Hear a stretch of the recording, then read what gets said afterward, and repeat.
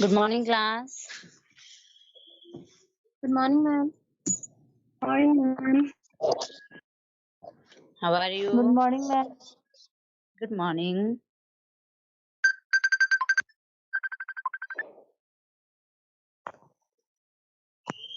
हजुर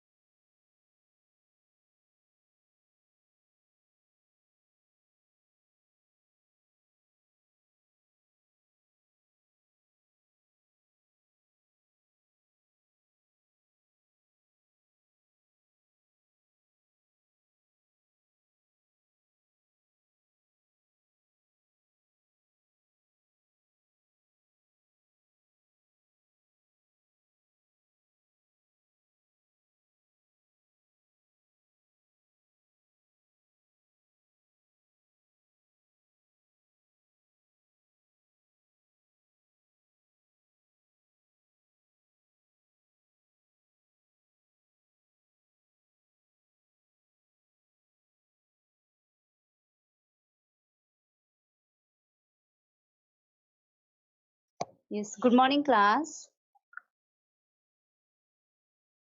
Good morning, class. Morning, ma'am. Good morning, ma'am. Good morning. How are you? Fine, ma'am. Fine, ma'am. Okay. So, do you get any problem with the hidden life of garbage? केही समस्या भयो?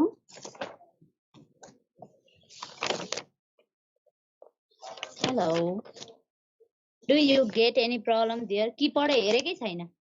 मिसले पढाउनु भयो सकिगयो नि भन्ने छ कि के हो? हो? Hello. बोलो न. What happened? Are you listening me? Are you listening me? Yes. Any problem, Titya? No, ma'am. No, ma'am. No. No, ma'am. Okay. So, त्यसो भए यतापट्टि बुकमा युनिट 2 छौँ हामी. युनिट 2 मा पल्टाउ त. मैले सम्झेसम्म यो हाम्रो युजिङ ल्याङ्ग्वेज इफेक्टिभली मा छौँ होला हामी युनिट 2 को. Using language effectively.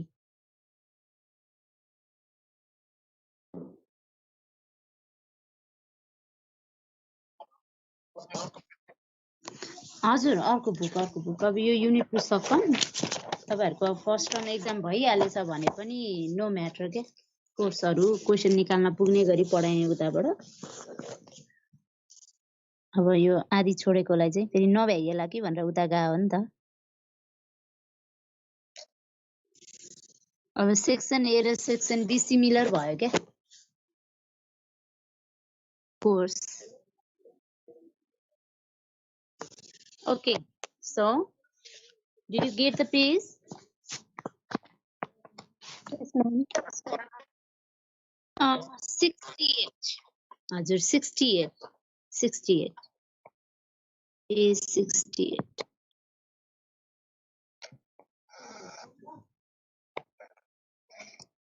Yeah.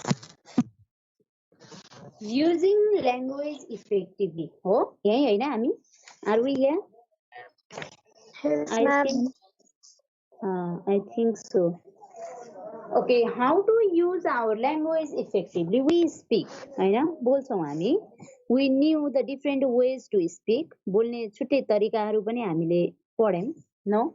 And how the language are originated, how it becomes a creational language. So now we are going to read how the languages will be effective.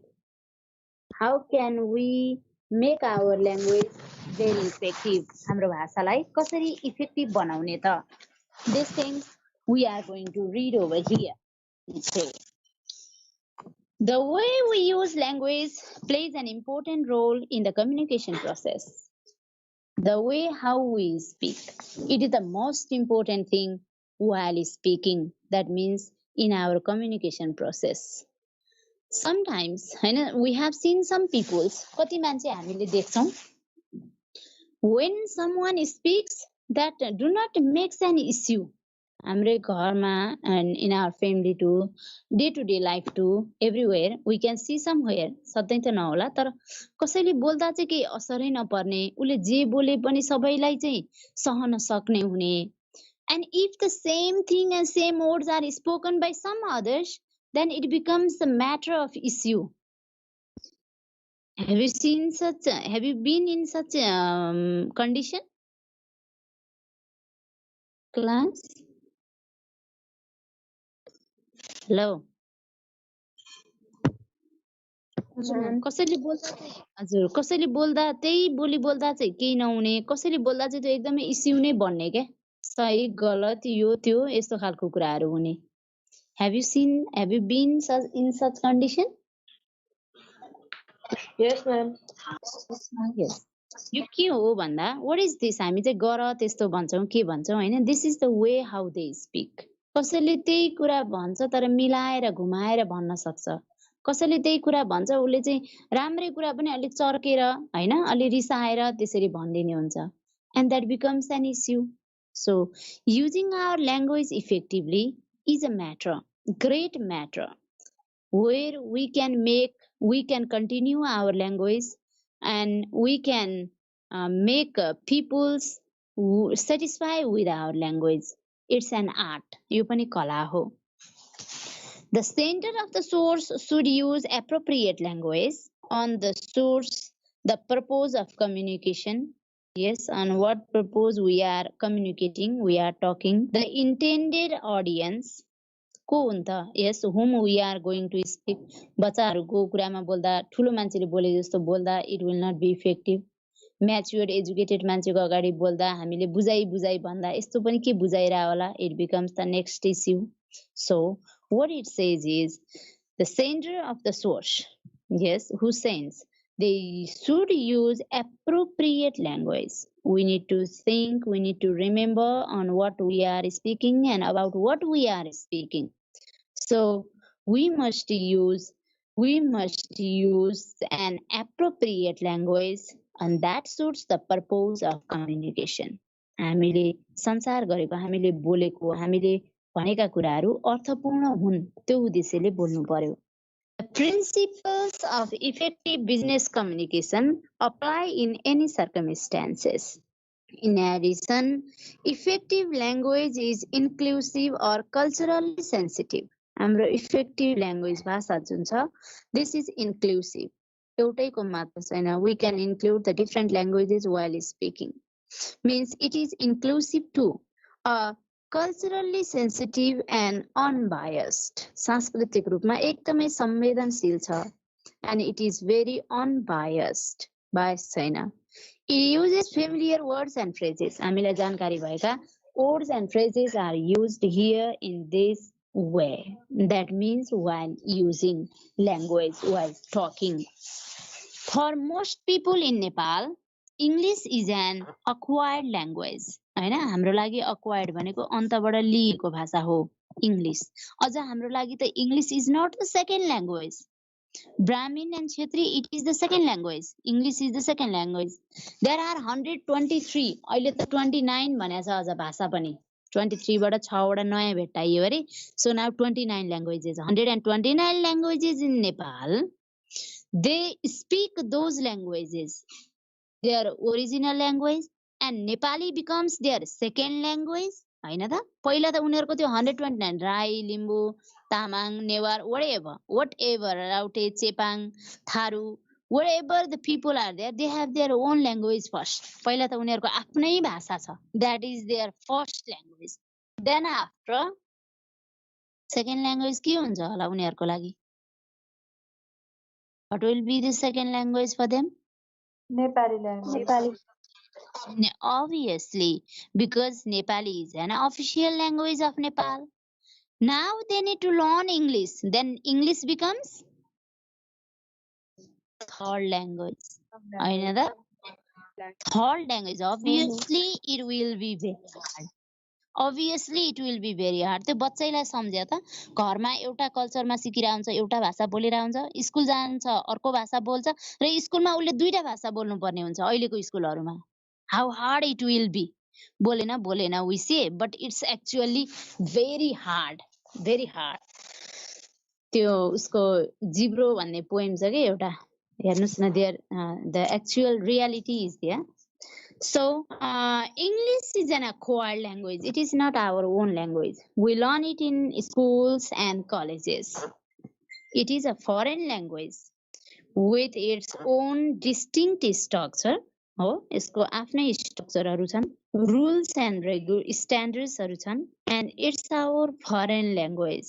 It's not our original language because the language is used globally. संसारभरि नै, like Nepali is our official language, English is official language of the world now. So it is used globally and for business purposes. English has emerged as an important tool of communication. हाम्रो संसारको सबभन्दा महत्त्वपूर्ण way, the way or how we communicate, that's an English. For effective English in writing, the following tips can be used.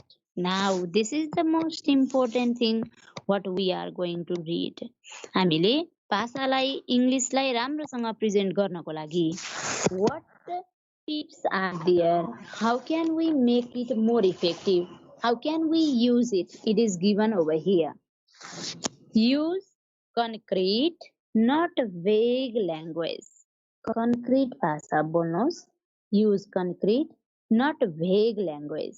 Means simple language, which people should not think about the meaning the words that you speak. तपाईले बोलेको शब्दको फेरि अर्थ उनीहरुले खोज्न नपरोस्. Means use very simple language, not vague. एकदम गाह्रो भाषा नबोल्ने. In the vague sentence, the economic situation was spiraling out of control. हेर्नुस् त बुझ्न कति गाह्रो छ. The economic situation was spiraling out of control. We instantly wonder that situation when and where. कहाँ हो त यो भन्ने कुरा हामी सोच्छौं नै. What does the phrase spiraling out of control mean? It becomes a matter of issue to the listener who listens. सुन्नेलाई त यसको अर्थ के होला भनेर उले खोज्नु पर्यो. A concrete way to write would be, लेख्ने एउटा concrete way भनेको, economic inflation in Nepal was worsening last year. हैन त गत वर्ष हाम्रो आर्थिक वृद्धि दर एकदमै बढेर गयो भन्न खोजेको यो. Economic situation was spiraling out of control. हातभन्दा बाहिर गयो, महँगो एकदमै बढ्यो, आर्थिक अवस्था नेपालको बोझ हुँदै गयो भन्न खोजेको. That can be simplified as the economic inflation in Nepal was worsening last year. यो भन्यो भने सजिलै बुझ्न सकिन्छ. हो भन्न खोजेको के हो भने, try to avoid such vague words and sentences in your language. Please make it simple. त्यसले बोलेको त बुझिदैन हैन. उसे नेपाली बोल्ने नि उखान टुक्का राखेर बोल्छन्. नसुनेको वर्डहरु मतलब गाह्रो वर्डहरु राखेर बोल्नेलाई बुझिदैन. कति साहित्यहरु लिटरेचरहरु नबुझिएरै बिग्रेको छ. Means try to make it very simple. Use a sentence fragment appropriately. हामीले बिचमा रोकेर पज गरेर कमा गरेर कोलन गरेर क्वेशन मार्क राखेर जति पनि सेन्टेन्सहरु लेख्छौं त्यही अनुसार डिल गर्नुस्। हामीले व्हाट आर यु डुइङ भनेर क्वेशन सोध्यौं भने त्यहाँ क्वेशन मार्क छ, क्वेशन मार्क भएको सेन्टेन्सलाई त्यसैगरी सोध्नु पर्यो नि। व्हाट आर यु डुइङ भन्नु पर्यो। व्हाट आर यु डुइङ भन्यो भने it will not be effective. Please use the fragment appropriately. हामीले कमा राखेको ठाउँमा पज गर्नु पर्यो, फुल स्टप भएपछि पज गर्नु पर्यो। So a sentence fragment occurs when you use only a phrase or an independent clause without a dependent clause. Scindia sentence fragment शब्दका टुक्राहरू छन्। Sentence fragment occurs when you use only a phrase, एउटा phrase or an independent clause without a dependent clause. Dependent clause नभई independent clause राख्यौं भने पनि it will be a fragment after the meeting. हेर्नुस् त after the meeting यो sentence को टुक्रा हो। Full sentence after the meeting they enjoyed a cultural show. अब त्यो after meeting भयो भने मान्छेले बुझ्न गाह्रो छ हो। तर हामीले कुनै कन्डिसनमा चाहिँ यस्तो फ्रेगमेन्ट सेन्टेन्सहरु राख्दा पनि we can make it more meaningful. So while using the sentence we need to use the fragment appropriately. हामीले टुक्रा राख्छौं after you eat, after you complete the work, त्यहाँ छ नि त अर्को पनि हो। यसरी फुल चाहिँ लगाउनु पर्यो, means appropriate use हुनु पर्यो। Avoid overusing expressions, हैन? हाम्रा धेरै expressionsहरु like it is, it was, there is, etc. Don't use it. सकेसम्म यिनलाई युज नगर्ने। These expressions are needless. आवश्यकतै छैन यो expressionsहरुको। So don't use it. There is a case of corruption in the company that was reported in the media. Better, a case of corruption in the company was reported in the newspaper. यसरी लेख्नुस् त्यो भन्दा।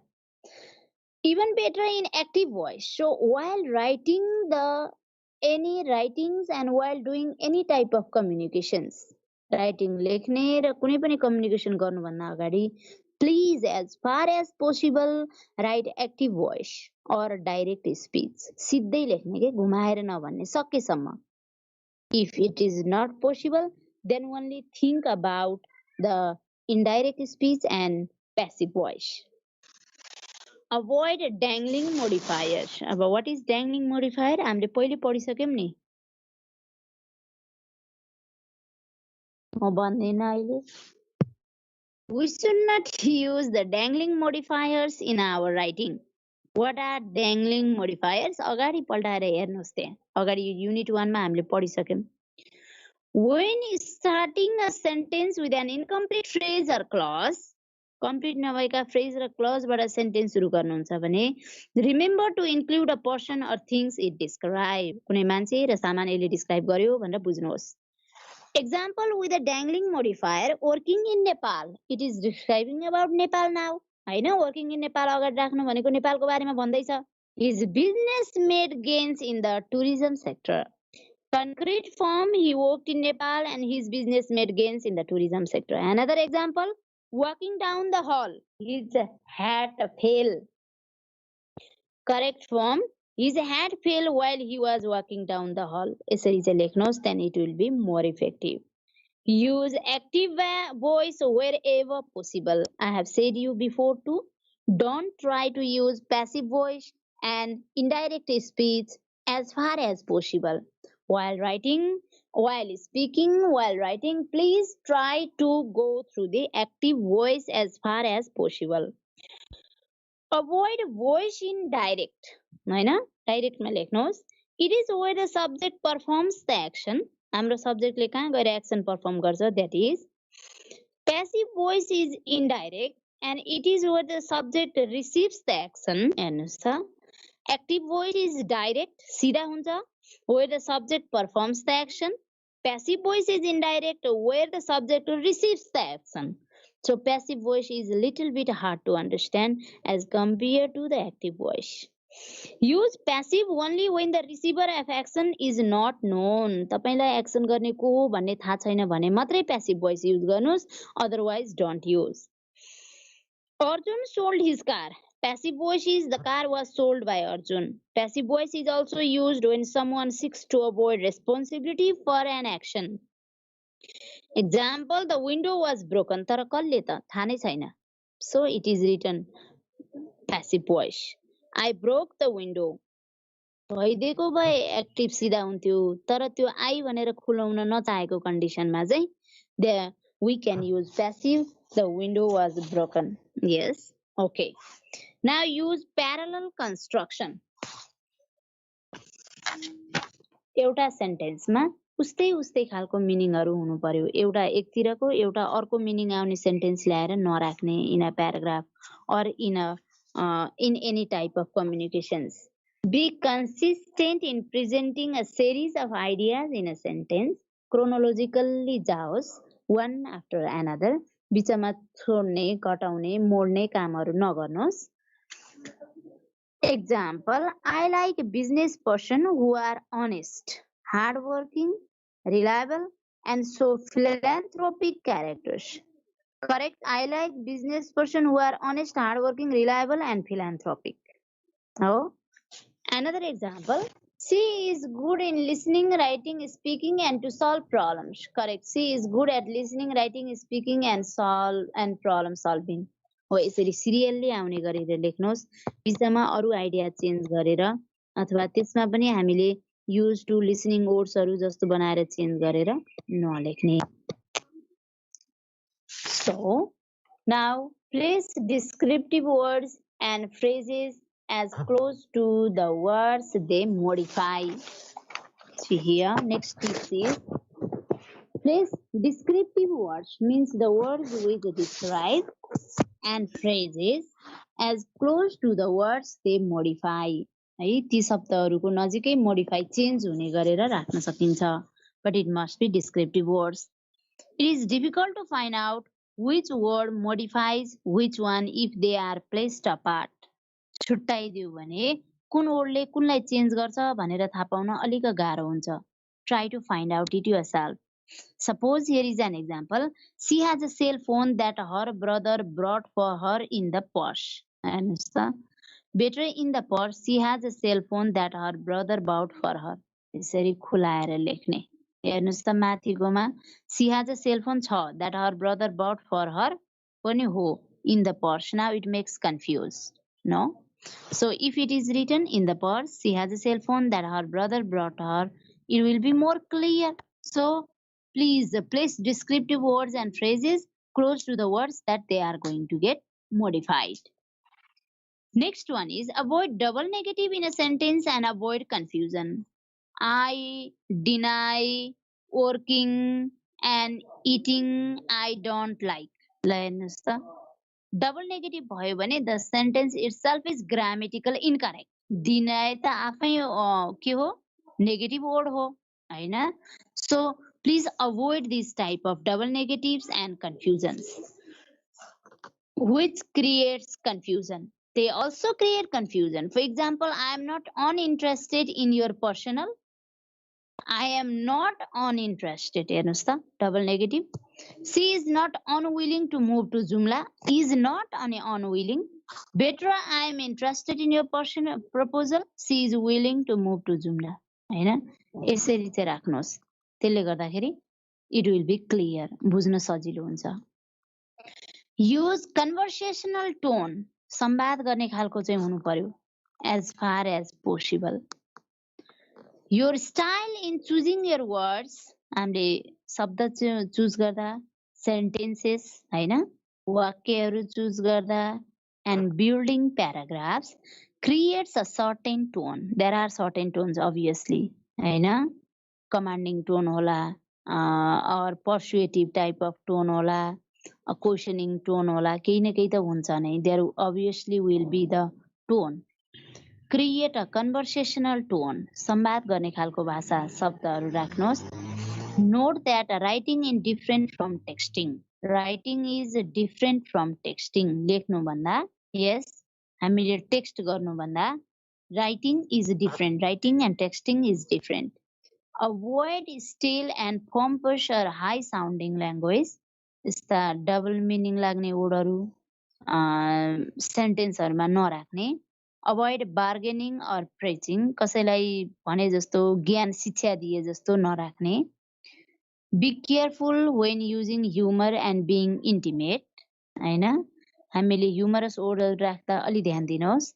As far as possible use plain language, सकेसम्म the language that everyone can understand, use such type of language which everyone can understand. Without an adorned style, use active voice. Active voice use गर्नुस्. It helps to make your writing more direct. सीधा प्रस्तुत गराउँछ. livelier, हैन, हामीलाई alive एकदम contextual बनाउँछ and easier to read. So we need to use conventional tone in our sentences. Effective language in addition, अझ योभन्दा बाहेक पनि, looks at the various level of the content. It should be structurally and grammatically appropriate. Structure र grammar दुईटैमा appropriate हुनु पर्यो in all its levels of elements such as words, sentences and paragraphs. This section will highlight the main issue in these areas. मुख्य इस्युहरु, मुख्य कुराहरुलाई it will highlight. Then our sentence, our communication will be strong, meaningful and effective. So today we read how to use the effective language. While using the effective language, we got certain tips to make our language simple, understandable and meaningful. There are the use of concrete languages, not a vague language. Using a sentence fragment appropriately.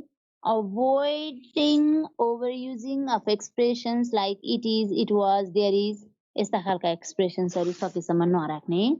Avoiding dangling modifiers. Using active voice as far as possible.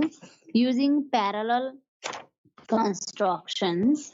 Placing descriptive words and phrases as close to the words they modify. जेले change गर्छ त्यसमा राख्ने. Avoiding double negative in a sentence to avoid our confusions. And using conversational tone, संवाद गर्ने खालको tone राख्ने. So these are the way how we can make our writing, our language more effectively. Do you have any problem, class? No, ma'am. Do you have any problem here? Any problem? 5 marks मा आउँछ नि यो question फेरि.